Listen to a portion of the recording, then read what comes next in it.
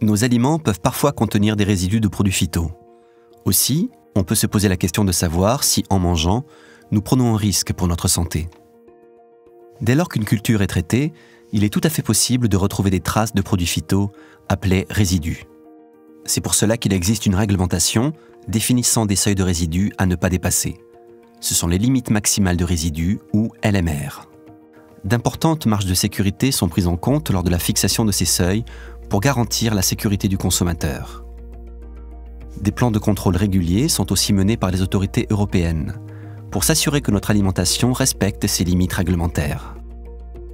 Le dernier rapport de l'EFSA, Autorité européenne de la sécurité alimentaire, confirme la sécurité de nos aliments.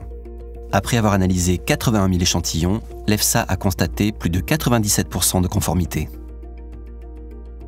Il existe également des délais réglementaires avant récolte, permettant de limiter le plus possible la présence de résidus sur les cultures.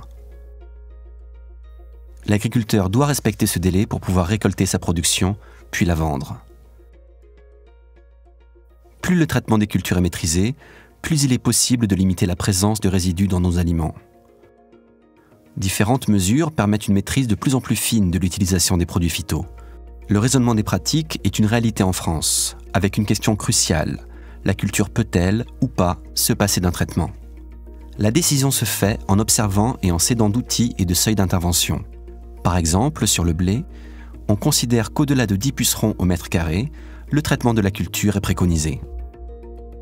Le matériel agricole, qui s'appuie davantage sur les nouvelles technologies, comme les drones, contribue lui aussi à une meilleure maîtrise des traitements.